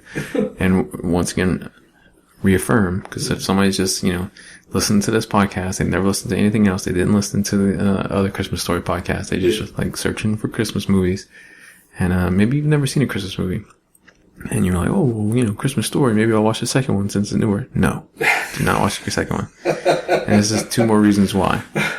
One, they try to do every single joke again. Like, all the big jokes, they hit them again. Which I told you, that kind of stuff, they do the whole tongue thing again. Yes. But I forgot to tell you, for Christmas, they do the whole Christmas situation where, like, with the costume and everything. Yeah. I think I told you that. But the dad is like, you know, just kind of like, blah, blah, blah, you know, just kind of moping. And then he sees a little card on the ground that says, he tries to open it and it slides and slides and slides and goes downstairs. The leg lamp again. And, like, this is supposed to be like 10 years later, and the leg lamp was, you know, it was funny because it was just this weird, unique, weird thing, you know, yes. Like, and like, you know, they had the finality of it, you know, with the father, like, it being broken, him just burying it in the yard, apparently. That's crushed a bit with the whole, you know, it's back and perfect and stuff, so, but the other thing was, Ralphie wants a car, and they do the whole thing with that again, where like, you didn't get what you wanted, so, you know, I'm so kind of down, but I kind of accept it. And they're standing by the tree, and then he kind of looks on the side of the tree, and there's keys hanging. And he's like, oh my God, it's the car. Yeah, it's terrible. terrible movie. How you miss a car sitting outside? Alright. Anything else about Christmas Story? I mean, no. Have you watched it yet? Have you done your marathon yet? I've watched the Christmas Story several times. This year? Yeah. Several times this month. Is multiple times this year. No, is it a movie like that you only watch around Christmas? No. You watch it sometimes during the year? Oh yeah. Yeah. Oh yeah. I don't know. I just like a lot of the Christmas movies. I'll watch them and I'll put them aside and I won't touch them until next really? Christmas. Yeah. Oh, no. I did the same thing with last year. I bought the Rankin and Bass set with Rudolph and everything and stuff like that. Yeah. And part of me was like, "Ooh, I want to watch it right now," but I was like, "Nope. I'll wait till the Christmas tree's up. I'll watch it then." So you deprive yourself from enjoying it any other time of the year. I will. I can. All right. My favorite one actually might kind of surprise you, and it's a movie I saw since I was a little bit younger, and it's A Wonderful Life. It's A Wonderful Life. Yeah, and yeah, I was like, and have you seen it? Parts of it a long time ago, and the only part I remember is the part they play on Gremlins? Yeah. That's what I want to Christmas hear. in the house, you know. But I've always wanted to watch it again, you know, in my older age now, so. But I hadn't got around to it. That and White Christmas is a movie like so older that like, you know, wasn't my time, but like would play a lot and stuff like that. And I've grown to really love, you know. Yeah. But It's a Wonderful Life. It's Jimmy Stewart, which I think Jimmy Stewart for his time period was one of the greatest actors alive. Like Rear Window, I think it's in my top 5. Like Alfred Hitchcock, he's just amazing. And this movie basically, he plays a character named George Bailey, and he's thinking about committing suicide and all this stuff, and like his life isn't worth anything. Yeah. And he gets to basically see like his life, you know, I mean, you've seen this in a million things, but like what happens if he never, you know, didn't exist and stuff like that. And, it's just, you know, a realization of like, you know, how like important you are and everything, stuff like that. And it's heartwarming. It's a good feeling movie, you know. And, yeah, that's what I mean. I like it. It's just, I can watch it and it just, you have a bad day and you watch that movie for around the holidays, you know, and you just feel great at the end, you know, you just want to go right back into it and do whatever. But, and then like, I'll kind of tap on White Christmas a little bit. It's Bing Crosby. But, fun little movie. I mean, it's just, I love the whole Christmas theme. It's got the good White Christmas theme song, which once you hear it, it's stuck in your head the rest of the day. You know? But it's kind of like military, and they kind of go to do some stuff with it's like Christmas theme. And it's like 2 couples. I like the whole beginning, like when they're in the war. It's just like you can tell it's a big set, but it's just so awesome. It's so big, and just they don't make movies like that anymore, you know. Any other Christmas movies? I think I'm at 2 or 3, just to kind of, I forgot I want to mention. Oh, okay. We didn't mention the Peanuts. No. Yeah. Peanuts Christmas Special, all the Peanuts Special, like you can buy that pack that has all 3, the Great Pumpkin, Thanksgiving, and the Christmas one. Yeah. Now, the Christmas one, like some channels will play and some won't because like they get into like, baby Jesus and the manger, stuff like that. Yeah. And just, come on, give it a break. You know, like, if you don't like it, don't watch it. Don't watch it, exactly. Because you don't ruin it for everybody else. Don't, you know, like a lot of the big retailers started doing that again. Like they had, a couple years ago, they took down everything that said Christmas. It was Happy Holidays and everything. So and now this year they're back. They say, well, I think 2 years ago they brought them back where it says Merry Christmas. Mm-hmm. So, I mean, that's awesome. You know, like, if you don't like it, then, you know, well, bah humbug you. Yeah. Shouldn't bother you at all. Yeah, that's right. Yeah. But yeah, the Peanuts one, I like the Peanuts Christmas. Mm-hmm. I mean, all those cartoons are really, you know, really crudely drawn and stuff like that, but like, all the characters are like, you know, really well done. And it's, I remember like when I was younger, I always kind of remember like in Snoopy and Woodstock. That was my favorite parts of it. Because they were funny to watch. But now when I watch it, it's just like, how negative, you know, like just Charlie Brown, how sour he is, you know. It's so funny because like I didn't realize that's how much how dark Peanuts kind of get. You know? Until like a couple years ago, I was reading some stuff about like the dry sense of humor that Schlutz had and everything. Yes. And you can look at the very first Peanuts comic, and it's just a 3-panel strip, and it's Charlie Brown. He's walking. He passes these 2 kids. He walks past them, and the kids go, "That's Charlie Brown. We hate him." That's all it is.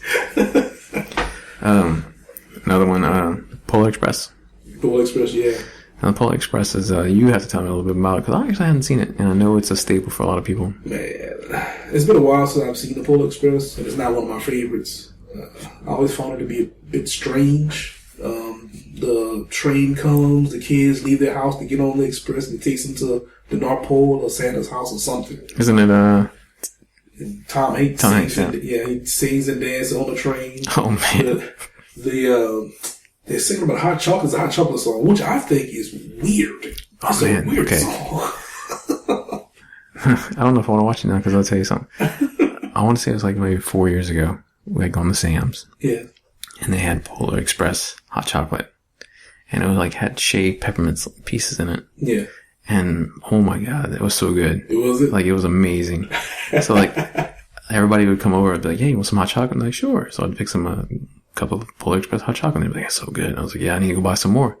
So I went back to Sam's like a couple days, a week or so later, and I can't find it. So I'm like looking around on the shelf, and I'm like, where is it? And at this time I was like super bachelor time, like had money, fun money a lot of times. But yeah, so I'm like, I want my Polar Express chocolate. So I'm asking them like, oh, we think they might start shipping it back already. So like we can go check. So we go around the corner and there's a pallet. There's probably about 40 cans of Polar Express on there. And it's all like wrapped and stuff. And I was like, oh, give me 2 cans. And they're like, oh, we can't sell it. And I was like, no, I want 2 cans. And the chick's like, we can sell the pallet. You can sell a pallet? Yeah, like 40 cans. So like there was like a minute where I'm sitting there thinking about it. I'm like, man, do I really want that much hot chocolate? I was like, give it to me. So she's like, okay, well, hold on, let me see. And then like the manager came and the manager's like, no, we can't sell you the pallet. I was like, what the heck is going on? Somebody had dibs on it already. I recalled it or something, but I wound up getting some on Amazon. But yeah, it was amazing. So, that song, dude. Chocolate, how they say that dancing? I'm like, how good could the chocolate be? I guess you would know. I mean, people sing about Hot Pockets. Man, what you gonna be? Hot Pockets? My dog loves Hot Pockets. No, you never seen the Snoop Dogg Hot Pockets? Heck no. Oh, show notes. Snoop Dogg Hot Pockets. No, dude. Like, oh man, let's say. It's funny because, like, I don't know, it's about to come on. Like, I didn't know this existed, and somebody just posted it online like a while back, and it was a sight to behold. Well, he's like in a commercial or something? When he made a song about Hot Pockets? He did a song about Hot Pockets. Oh, no, man. And, oh, my God. Oh, man, where's the whole thing? I just see the short one. It's just a commercial. Well, there's actually a whole, 3-minute video. What? Well, didn't take it off the internet. What could he possibly say about Hot Pockets? All right, I don't know, but here he goes. It's a 5-minute video. I think this is it. Hope it's not. Then we just got rolled. That is not it. Yep, I remember that song. That reminds me of a freaking school bus. Yeah, maybe it's gone. You took it off. The internet has failed me. It's on there somewhere. Oh, but it's awful because why did they take it? Oh, that's so terrible. Because it's awful. Got a letter from Snoop Dogg. Cease and desist. Wait a second. I think the internet has come back. Hello.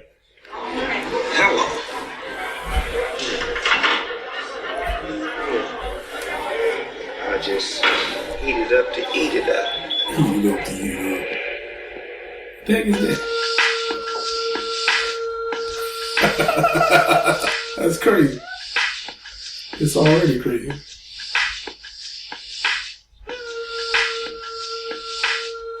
Most times he was just too high. Why they wanted to stop him?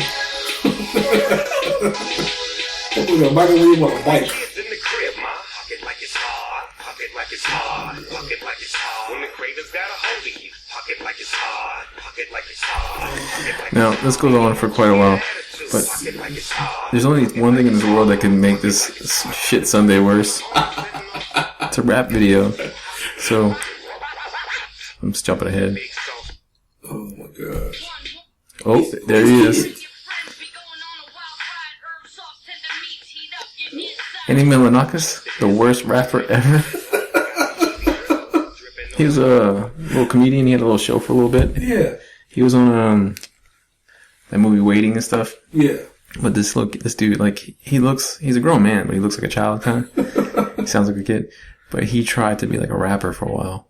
Seriously? He was freestyling. Like, you can go on his YouTube channel, and he is so bad. I actually listened. One of the podcasts I used to listen to was the Jay and Silent Bob Get Old. Yeah, and that was really good. It was like Kevin Smith and Jason Mewes, and they basically would just it was almost like an intervention thing because every week they would kind of see how sober he was, and he would tell like stories about like crazy stuff that happened to him and stuff, like usually about hooking up with chicks and different things like that. Yeah. But there's one episode where Kevin Smith was touring for like 2 or 3 episodes. And so Jason Mewes was running the show. So he would get guest hosts to come on there. Yeah. And these are awesome because one of them is Danny Trejo. And Danny Trejo tells some awesome stories. He tells about how he got his tattoo, how they sold fake heroin to like a DEA agent, and he got beat up. But one of the episodes they have Andy Milonakis going there, that kid from that video. Yeah. And he's like just trying to be all cool and like doing all this stuff, and I think he's awful. But he starts freestyling, and this dude's booing him. So they have a rap battle on the podcast. Yeah. And that dude destroys him so bad. So bad. But anyway.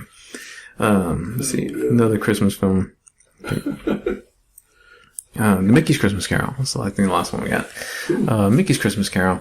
Another one that's kind of short. But I remember this first time I ever saw Scrooge McDuck.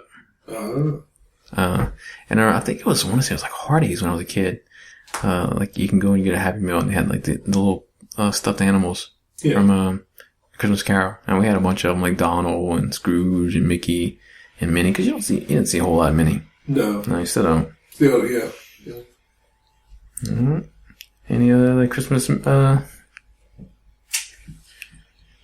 one? I got one more. Mr. Bean Christmas. Mr. Bean Christmas? Yes. That's a movie? It's a special, yeah. If you've never seen it, no. I hope it's on. I hope I can get it and link it. Christmas. Oh, it's awesome. I think of the whole scene where he's like playing with an activity scene with toys and stuff, and he's got a T-Rex and he's like, like doing all this stuff. And some people could be offended, but like it's Mr. Bean. He's not. He's kind of slow. But they got the scene where he puts the turkey on his head and he's running around like, whoa. Yeah. And she's, it's funny. And, Mr. Bean. My mom and dad loved Mr. Bean. I was just like, what is this crap? What is this going on? They also have Black Adder, which is another Christmas, another BBC show. Yeah. And they do, we just got bombed. Low flying plane. That was a really low flying plane. Yeah. I mean, somebody's skywriting. Nobody does that anymore. Nobody does that. Nobody does the, remember we used to pull the banners behind the planes? And just fly around. No one does that anymore. Vote for me, whatever. Will you marry me? Oh, yeah. She said no. Wait for a reply. But yeah, the Mr. Bean special was pretty great. Another one that I had on my list I scratched out, I think I mentioned to you earlier, was Black Christmas. Yes. Black Christmas is a really dark horror movie from like the late 70s. There's like a maniac hiding in the attic, and like he basically like, kills the girls one by one. And there's like a scene where he's like just killing this chick, like just screaming. But there's people caroling outside, so like drowns out the noise. Yeah, it's pretty creepy. So, do you have any Christmas stories? Any memories? Man, no. Let's see. When we talked about Home Alone, I talked about my NES story a little. So, when usually during Christmas time, I bought my Christmas present. Anything I wanted, I bought myself while saving money, working. I did get a Genesis one Christmas. Nice. Yeah, I put off, because I really didn't want a Genesis. I got a Nintendo, I'm happy with it. I'll get a Super Nintendo when it comes out. Well, actually, I didn't know for Super Nintendo, but actually I did. But sold me on the Genesis, and why I wanted it for Christmas was Sonic. So the year Sonic came out, I was like, okay, I gotta play that. You want that blast processing? Yeah, and I wanted a Genesis for Christmas. See, I wanted the Super Nintendo so bad. My parents were like, no, we can't get it, can't get it. And my cousin Joey, we used to all go to my Uncle Joel's house and stuff like that. And I think I told you about him. He had like the old detective magazines. Yeah, and, did you destroy it? I didn't destroy that. That's I should go to anytime I start talking about my uncle. No, I have this uncle who had like the beehives, and like he was all like this outdoors guy and everything and stuff. But we'd always go to his house and like eat like get those little miniature boxes of cereals and stuff. Yeah. And he would give me all his old National Enquirers. Cause you flip through them and you're like, ooh, Bad Boy, ooh, UFOs, ooh, Secret Pyramid stuff. Oh, hello, Elvira. Like, it'd be like some busty, it would be like some busty chick, like 5 pages in or something like that. Yeah. But, we went to his house and my cousin had brought, he got a Super Nintendo for Christmas. And he had brought it with him. And man, we played Super Mario World all morning. And I was just like, oh my God, I want this game so bad. It's so amazing. And I was so sad that we didn't have one. And when I got home, my parents had one for me. What? So, yeah. I'm thinking maybe, in retrospective, that maybe they were just like, this is expensive. We're going to return it. Because I didn't get it Christmas morning. And then they saw me, like, foaming at the mouth. Like, still playing with still doing the controller motions after they pulled me away. Like, we have to give it to him. If not, he might do something drastic. Yeah, we're burning out the house. Yeah. Now, I was trying to think of Christmas stories or anything that happened, like, in the holidays or anything that I remember. And I thought of one that was like around 16 years old. And this is the time for Christmas where I could have been shot. Legally shot. So, I was trying to think of what the best way to tell a story without saying too many names. Well, I mean, we're like 16 years old, and it was my friends Brian and Kevin, and we were inseparable. We'd always be like staying at each other's house, playing video games, doing whatever, you know. And then we started kind of like, we all started kind of dating, and I dated this one girl. She was my first girlfriend. Yeah. Dated her for started dating her when I was like 15. And like serious dating, you know, because you kind of like have like letters passed, kind of stuff like that, hand holding and stuff. But this is like, I was really shy and kind of like, you know, not closed off, but like, not, girls had to come to me. Yeah. That's kind of how it was. So first girlfriend, you know, really liked her, but she had some issues and stuff going on, and her parents like didn't want her dating at all or stuff like that. Yeah. And they hated me. You know, they really hated me. What you did to those people? I didn't do anything. They just like, she snuck out to go to the movies with us. I didn't know. You know, like she lied, said she was going somewhere. Her parents called her. Of course, I look like the bad guy. You know, they come pull up and catch us like sitting there holding hands by the payphone, because all the kids used to hang out around the payphone at the movie. They used to have this payphone right at the end of the theater. Yeah, and like everybody in town had the number, so it was just fun to hang around the payphone because people would just call it. You know, and you just be like, "Hello," and they'd be like, "Hey, who's this?" "Oh, I go to school with you." And he's kind of talking to somebody like, "Hey, I got a gun." And just so, but her parents, hated me. Her dad, like, I don't know, like, just wanted my hide. So we went to the movies. We were allowed to. It was like a birthday party, like for the girls. So we went and meet them, and there was 4 girls and 3 guys, me, Brian, and Kevin. And the girls, like, one of them kind of liked my friend, and the other one was kind of like, you know, on the fence about the other guy. But they invited us to come meet them that night at her parents' house to sneak in. Just all to sneak in. To sneak in. So we rode our bikes like literally like 5 miles. Cool. And then pitch dark, middle of the night. Man. So we got to her house, and her window, my friend, we boosted into the window, like she had the window open, and the 4 girls were in there, like hanging out and stuff. Then there's 2 girls sitting on the bed. One girl in front of the bed, like laying in the sleeping bag, and then my girlfriend was like sitting in the corner in a chair. So we climb in and we're all hanging out and stuff, talking and stuff. You know, I mean, kids, we're not, like, you know, there wasn't no crazy stuff going on, you know. No alcohol, nothing like that, you know. Just, you know, a couple of kisses and some heavy petting. Kind of going on, something like that, you know. That time period. Well, I don't even imagine now, but we're taking it back. Yeah. So we're in there, but the dog is barking the whole time. Like, it smells us, you know. His nose are in there, and it just won't stop barking. Well, Brian's in the sleeping bag with one of the girls at the base of the bed. Yeah. My friend Kevin's sitting on the bed with the 2 girls, and I was sitting in the chair with my girlfriend. And we're sitting there talking. Well, Kevin decides he wants to go smoke a cigarette, because he was the first one of anybody I knew who smoked. So he goes outside, he's smoking a cigarette. The girl in the sleeping bag and one of the girls from the bed decide to go to the bathroom. So they walk out the room and go in the bathroom. So you still have a girl in the bed, you have Brian in the sleeping bag, and you have me and my girlfriend in the corner, in the chair. The door opens. It's just kind of dark in the room. There's just like some candles lit and stuff. And it's her mom. And her mom's like, "Y'all need to keep it down. You're going to wake up the dad." I almost said his name. You're going to wake your dad up. Well, when she opened the door, the light was kind of low. Brian was able to pull the sleeping bag over his head. Yeah. I like basically like slid, like melted down through the chair onto the ground. And then she stood up. So like she's sitting there and she's talking to the 2 girls. Yes.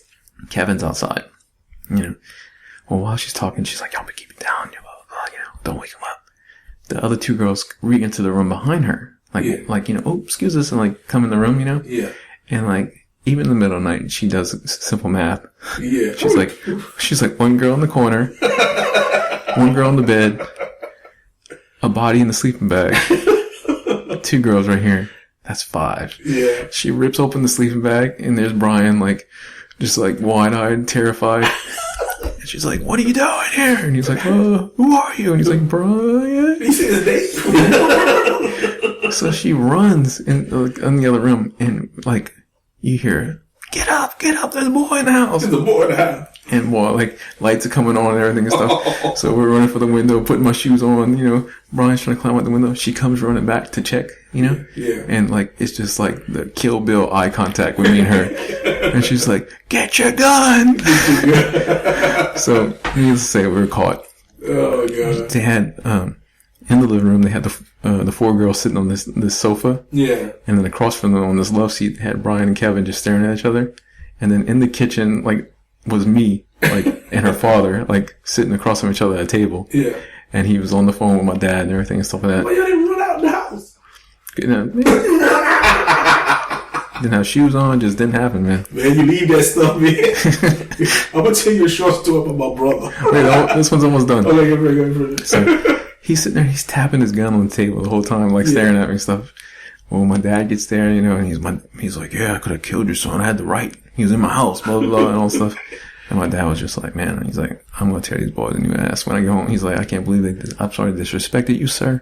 He's like, he knows better than this. He's like, on his Christmas presents, everything, he ain't getting nothing. He ain't going to drive. He ain't doing, we're going to get, he's like, I'm going to beat him. He's like, these ain't even my children, and I'm going to beat them. And he was like, good.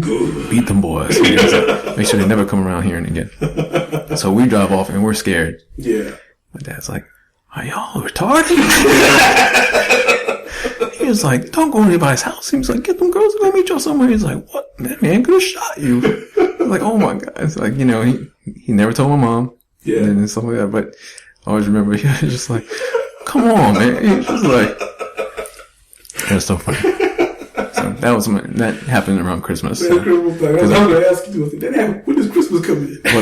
Well, that's we were on Christmas vacation. Like we were on break. We didn't have school, so we could sneak out. Like 2 weeks of school. Yeah, because I remember like they had the room organized differently because they had the Christmas tree in the middle and stuff. And yeah, dude, y'all should have ran. I have a couple of stories about sneaking out and stuff, but I'll table those for other podcasts. Oh my gosh. Because like, this short story, I'm just very short. My brother, he was, first girlfriend, I'm thinking he was, I want to say 14, maybe 15. Same kind of situation, but he was there alone in the house with the girl. Her mom comes home, goes into her bedroom and catches him. Of course, he runs. Now, the reason my brother got caught is because the mother knew him. The mother also went to school with our mother, so she could easily call. Right. So when he leaves the home, his girlfriend, they live like in a nice neighborhood, 2-story house. He jumps out of the window from the second story with nothing on but his boxer shorts and maybe one sock or something. So he's running through this nice neighborhood half naked. He makes it to a payphone where he calls my aunt. Or do you have a quarter? Huh? He called collect. I guess. I don't know. I hope he didn't have a quarter somewhere. But he calls my aunt to come pick him up. So he got to go pick me up about this, at the time it was a Winn-Dixie. He's at a Winn-Dixie. Calling my aunt. Was he like hiding on the side of the building or something? Yeah, because the police phone was like on the side of the building where there's not a lot of traffic. Right. So he could call without being noticed by not too many people, but he still would be, it's broad daylight. All this is happening during the day. Like afternoon. Surprised nobody called the cops. No one called the cops. Wow. That's funny. But yeah, you're supposed to just run and leave everything behind, man. Well, that happened twice, kind of. Not the same house, though. Not the same house, completely different house. This is actually, this is one where we did run. And, because I want to make sure you know that it wasn't always, we knew better. But, kind of same situation. It was 3 girls, 3 guys. Mm. And we went with my friend because it was like his girlfriend or whatever, and they were like, hooking up. Yeah. And it's like a year or so later. And they lived in this like big double wide trailer. So we crawled in, like we climbed into the trailer hitch, like open the window, and that's where the girls' rooms were. So we were hanging out in there, and it was the 3 of us, and like him and his girlfriend decided to go in the next bedroom. Yeah. And they're in there, so we're sitting there just hanging out. I think we were watching like Jerry Springer or something stupid like that. But anyway, we were doing it, and then like the dad woke up, and the dad comes in, like he starts knocking on the door. So we out. Yeah. We jumped out that window, dove out. So we run around to like where my friend is in the next room. Yeah. And we're like tapping on the window trying to get his attention and stuff. Yeah. My dad walks in there and he's just like, where's, blah, blah, blah, where's she at?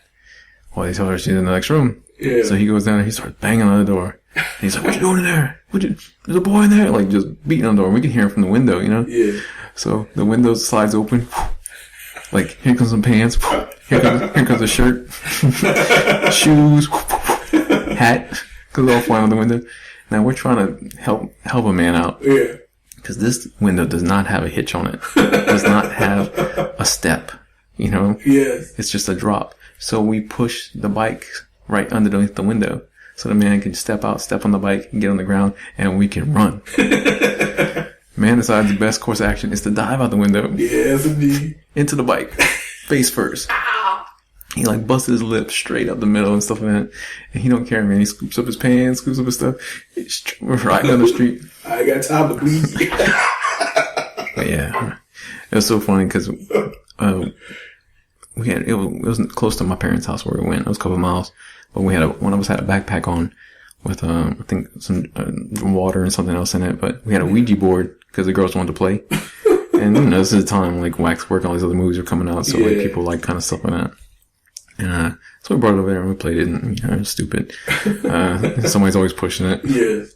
But I remember we were riding back and, like, there's this the path that we took to get to the girl's house. It was a dark country road and you pass by this graveyard. And the graveyard was like, it was all wooded. Except for this one spot where they had an open area for the graveyard, and the moonlight was perfectly cast on it. So it was like kind of creepy when you're passing by, you know. It was just kind of like oof. But right when we were passing in front of it, the chain broke on one of our bikes. Yeah. So we were like, oh crap! So I hurried up, took the backpack, undid the straps, tied one strap underneath one seat and one on the handlebars. Yeah. And just took turns pulling each other. We're just like, keep going, keep going. But anyway, that didn't happen on Christmas, but yeah, that time we did escape. And, yeah, I mean, no more Christmas. Change it off. Our next episodes, our next set of stuff we're going to do is going to be sci-fi. So, probably start doing that like you see that around the new year. And then, we'll probably do 4. That's what we're planning. Our plan is to do 4. Yeah. 2 that I haven't seen, that James has, and 2 that James has seen that I haven't. So, we're going to try to spread them out. So hopefully, like, we hit, like, almost like, I would like to do maybe each decade, like 60s, 70s, one from all the way to the 90s. Okay. So, I mean, anything's on the table from, like, Planet of the Apes to, you know, Buck Riders, obscure stuff, like, I mean, even stuff that's, like, a little bit, it's not even recent now, it's old now. But, like, Matrix is, you know. Yeah. That's, 96. Is it? I thought it was 99. No, it's further than that. So, yeah, it's just made its 15th anniversary or 20th anniversary. Yeah. But, you know, any of that stuff. So if there's one that you want to see, definitely check our website because I have a blog post for it. And you can vote which one you would like us to do, or you can just put one in the comments on there too. So we're open for suggestions for that. The weirder, or the just some that. The more fun, the ones that you can talk about, kind of like look aloud or like just dive into and really get into, because, what year was Battlefield Earth? You keep wanting me to watch Battlefield Earth. Battlefield Earth. I know people hate that movie, but I've never seen it. You've never seen it? No, we talked about that before. I actually enjoyed that movie. I've never seen it. I don't see what the big deal was. I don't know anything about Scientology. I don't really care, so I just watched it for, you know. Yeah, well. I just watched it. I was trying to find the Scientology church in Lafayette. I just wanted to go pop in. And then I was scared, like, once you leave, you can't, you know. You can't go. It's like the Fame City place again. Well, just let them know tell them you're poor. They won't care. You'll be like, man, well, nice to meet you, you know. Can you tell us a little about you? Where you from? You know, your full nationality. What's your household income? Oh, yeah. Well, sorry. Don't come back here. And just move. Yes, indeed. So, yeah, but visit our website, www.nvnpodcast.com. Email us at www.nvnpodcast@yahoo.com. And on the website, like, you can find blogs, top 10 list, links to iTunes, Facebook. Leave us a review on iTunes or Stitcher, anywhere you listen to us. You can, our RSS feed's out there, so you can find us on pretty much anything now. Like I said, check out our fellow podcast, 80s Revisited. They're doing a little character battle right now, which is pretty cool.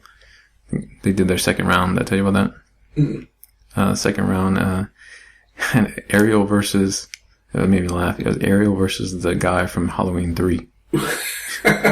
So, like, it's kind of like a virtual reality kind of thing. Yeah. You kind of it's all in your mind. It's theater for the mind.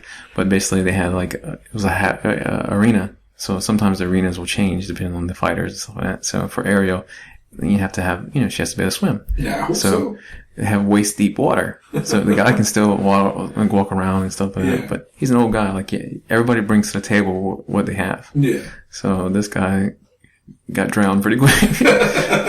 Pulled under the water. Poor guy. Yeah. But yeah, they're doing that. It's pretty fun, like, to listen to. So definitely give them a check out. And anything else? No. All right. Well.